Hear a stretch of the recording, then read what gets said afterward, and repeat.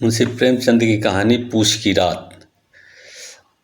हल्कू ने आकर स्त्री से कहा, सहना आया है, लाओ जो रुपए रखे हैं उसे दे दूं। किसी तरह गला तो छूटे। मुन्नी झाड़ू लगा रही थी, पीछे फिरकर बोली, 3 ही तो रुपए हैं, दे दोगे तो कंबल कहाँ से आवेगा। माघ पूछ की रात ठंड में कैसे कटेगी। उससे कह दो फसल पर दे देंगे, अभी नहीं। हल्कू एक क्षण अनिश्चित दशा में खड़ा रहा। पूछ सिर पर आ गया। कंबल के बिना ठंड में रात को वह किसी तरह नहीं काटा जा सकता, मगर सहना मानेगा नहीं। घुड़कियाँ जमाएगा, गालियाँ देगा, भले जाड़ों में मरेंगे पर बला तो सिर से टल जाएगी। यह सोचता हुआ वह अपना भारी भरकम डील लिए हुए, जो उसके नाम को झूठ सिद्ध करता था, स्त्री के समीप आ गया और खुशामद करके बोला, ला दे दे, गला तो छूटे, कंबल के लिए कोई दूसरा उपाय सोचूंगा। मुन्नी उसके पास से दूर हट गई और आंखें तरती हुई बोली, कर चुके दूसरा उपाय, जरा सुनो तो कौन सा उपाय करोगे। कोई खैरात दे देगा कंबल, न जाने कितनी बाकी है, जो कि किसी तरह चुकाने के नाम नहीं लेता। मैं कहती हूँ तुम क्यों नहीं खेती छोड़ देते, मर मर कर काम करो, उपज हो तो बाकी दे दो। चलो छुट्टी हुई, बाकी चुकाने के लिए ही तो हमारा जन्म हुआ है। पेट के लिए मजूरी करो, ऐसी खेती से बाज आए। मैं रुपया न दूंगी। हल्कू उदास होकर बोला, तो क्या गाली खाऊं। मुन्नी ने तड़प कर कहा, गाली क्यों देगा, क्या उसका राज है। मगर यह कहने के साथ ही उसकी तनी हुई भौहें ढीली पड़ गई। हल्कू के उस वाक्य में जो कठोर सत्य था, वह मानो एक भीषण जंतु की भांति उसे घूर रहा है। और उसने जाकर आले पर से रुपए निकाले और लाकर हल्कू के हाथ पर रख दिए। फिर बोली, तुम छोड़ दो, अब की से खेती मजूरी में सुख से एक रोटी तो खाने को मिलेगी, किसी की धौंस तो न रहेगी। अच्छी खेती है, मजूरी करके लाओ और वह भी उसी में झोंक दो, घर पर धौंस अलग से। हल्कू ने रुपए लिए और इस तरह बाहर चला गया मानो अपना हृदय निकाल कर देने जा रहा था। उसने मजूरी से एक एक पैसा काट कपट कर 3 रुपये कंबल के लिए जमा किए थे, वह आज निकाले जा रहे थे।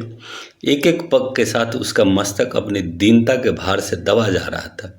पूस की अंधेरी रात, आकाश पर तारे भी ठिठुरते हुए मालूम होते थे। हल्कू अपने खेतों के किनारे ऊख के पत्तों की एक छतरी के नीचे बांस के खटोले पर अपनी पुरानी गाढ़ी की चादर ओढ़े पड़ा कांप रहा था। खाट के नीचे उसका संगी कुत्ता जबरा पेट में मुंह डाले सर्दी से कूं कूं कर रहा था। 2 में से एक को भी नींद न आती थी। हल्कू घुटनियों को गर्दन से हुए कहा, क्यों जबरा, जाड़ा लगता है। कहता तो था घर पे पुआल पर लेट जाओ, तो यहाँ क्या लेने आए थे, अब खाओ ठंड।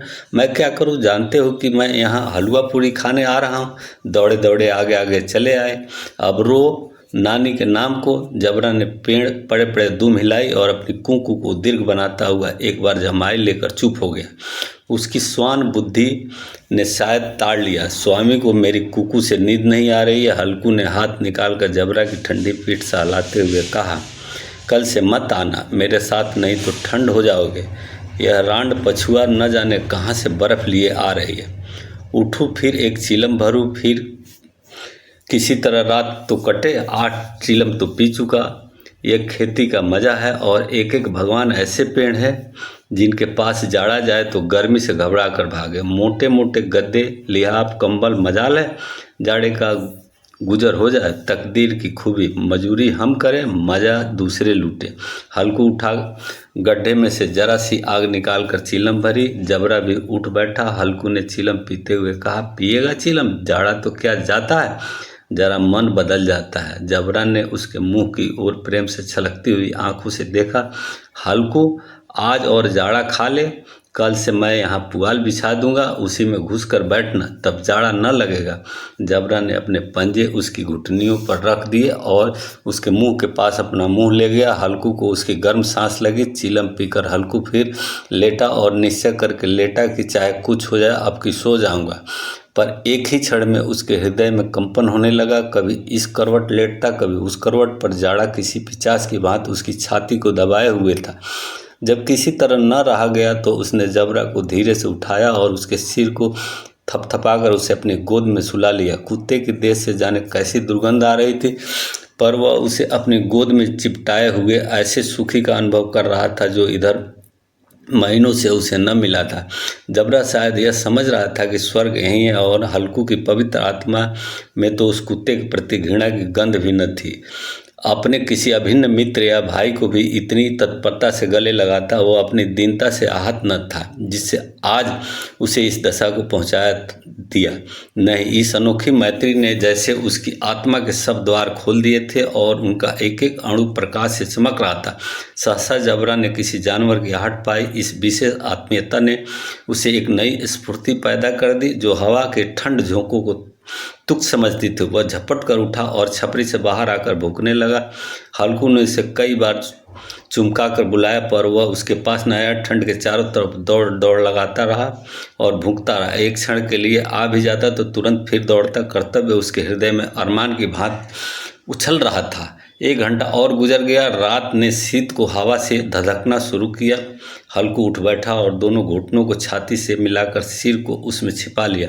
फिर भी ठंड कम न हुई। ऐसा जान पड़ता सारा रक्त जम गया। धमनियों से में रक्त की जगह हिम बह रहा है।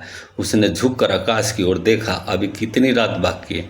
सप्तर्षि अभी आकाश में आधे भी नहीं चढ़े। ऊपर आ जाएंगे तब कहीं सवेरा होगा। अभी पहाड़ से ऊपर रात है। हल्कू के खेत से कोई एक गोली के टप्पे पर आमों का एक बाग था। पतझड़ शुरू हो गई थी। बाग में पत्तियों का ढेर लगा हुआ था। हल्कू ने सोचा चल कर पत्तियाँ बटोरूं और उन्हें जलाकर खूब तापूं। रात को कोई मुझे पत्तियाँ बटोरते देखेगा तो समझेगा कि कोई भूत है। कौन जाने कोई जानवर ही छिपा बैठा हो। मगर अब तो बैठा नहीं रह जाता। उसने पास के अरहर के खेत में जाकर कई पौधे उखाड़ लिए और उनका एक झाड़ू बनाकर हाथ में सुलगाता हुआ उपला लिए बगीचे की तरफ चला। जबरा ने उसे आते देखा तो पास आया और दुम हिलाने लगा। हल्कू ने कहा अब तो नहीं रहा जाता जबरू, चलो बगीचे में पत्तियां बटोर कर तापें, गर्म हो जाएंगे तो फिर आकर सोएंगे। तभी तो बहुत रात है। जबरा ने कूं कूं करके सहमति प्रकट की और आगे आगे बगीचे की ओर चला। बगीचे में खूब अंधेरा छाया हुआ था। अंधकार में निर्दय पवन पत्तियां को कुचलता हुआ चला जाता था। वृक्षों से ओस की बूंदें टप टप नीचे टपकती थी। एकाएक एक झोंक मेहंदी के फूलों की खुशबू लिए हुए आया। हल्कू ने कहा कैसी अच्छी महक आई जबरू, तुम्हारी नाक में तो सुगंध आ रही है। जबरू को कहीं जमीन पर एक हड्डी पड़ी मिल गई थी। उसे चिचोड़ रहा था। हल्कू ने आग जमीन पर रख दी और पत्तियां बिटोरने लगा। जरा देर से पत्तियों का ढेर लग गया। हाथ ठिठुरे जाते, नंगे पांव गले जाते और वह पत्तियों का पहाड़ खड़ा कर रहा था। इसी अलाव में वह ठंड को जलाकर भस्म कर देगा। थोड़ी देर में अलाव जल उठा। उसकी लौ ऊपर वाले वृक्ष की पत्तियों को छू छू कर भागने लगी। उस अस्थिर प्रकाश के बगीचे में विशाल वृक्ष ऐसे मालूम होते मानो उस अथाह अंधकार को अपने सिरों पर संभाले हुए हो। अंधकार के उस अनंत सागर में यह प्रकाश एक नौका के समान हिलता मचलता हुआ जान पड़ता था। हल्कू अलवा के सामने बैठा आग ताप रहा था। एक क्षण में उसने दोहर उतार कर बगल में दबा दी, दोनों पांव फैला दी मानो ठंड को ललकार रहा हो। तेरे जी में जो आए कर ले। ठंड की असीम शक्ति पर विजय पाकर वह विजय गर्व को हृदय में छिपा न सकता था। उसने जबरा से कहा क्यों जबरा, अब ठंड नहीं लग रही है? जबरा ने कूं कूं करके मानो कहा अब ठंड लगती ही रहेगी, पहले से यह उपाय न सूझा? नहीं, इतनी ठंड क्यों खाते? जब्बर ने पूंछ हिलाई। अच्छा आओ इस अलाव को कूद कर पार करे, देखे कौन निकल जाता है। अगर जल गए बच्चा तो मैं दावा न करूंगा। जब्बर ने उस अग्निराज की ओर कातर नेत्रों से देखा। मुन्नी से कल न कह देना नहीं तो लड़ाई करेगी। यह कहता हुआ वो उछला और उस अलावा के ऊपर से साफ निकल गया। पैरों में जरा लपट लगी पर वह कोई बात नहीं थी। जबरा आग के गिर्द घूमकर उसके पास आ खड़ा हो गया। हल्कू ने कहा चलो चलो, इसकी सही नहीं, ऊपर से कूदकर आओ। वह फिर कूदा और अलवा के इस पार आ गया। पत्तियां जल चुकी थी। बगीचे में फिर अंधेरा छा गया था। राख के नीचे कुछ कुछ आग बाकी थी जो हवा का झोंका आ जाने पर जरा आग उठती थी पर एक क्षण में फिर आंखें बंद कर लेती थी। हल्कू ने फिर चादर ओढ़ ली और गर्म राख के पास बैठा हुआ एक गीत गुनगुनाने लगा। उसके बाद गर्मी आ गई, पर ज्यों-ज्यों शीत बढ़ती जाती उसे आलस से दबाए लेता था। जबरा जोर से भूंक कर खेत की ओर भागा। हल्कू को ऐसा मालूम हुआ कि जानवरों का एक झुंड खेत में आया है, शायद नीलगाय का झुंड था। उसके कूदने दौड़ने की आवाज़ साफ कान में आ रही थी। फिर ऐसा मालूम हुआ कि खेत में चल रही है। उसके चबाने की आवाज़ चरचर सुनाई देने लगी। उसने दिल में कहा, नहीं, जबरा के होते कोई जानवर खेत में नहीं आ सकता, नोच ही डालें। मुझे भ्रम हो रहा है, कहाँ अब तो कुछ नहीं सुनाई देता, मुझे भी कैसा धोखा हुआ। उसने जोर से आवाज़ लगाई, जबरा जबरा। जबरा भूंकता रहा, उसके पास न आया। फिर खेत के चरे जाने की आहट मिली।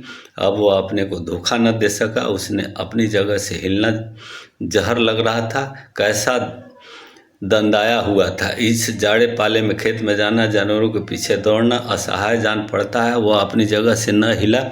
उसने जोर से आवाज़ लगाई, लियो लियो लियो। जबरा फिर भूख उठा। जानवर खेत चल रहे थे, फसल तैयार है। कैसी अच्छी खेती थी, पर ये दुष्ट जानवर उसका सर्वनाश किए डालते हैं।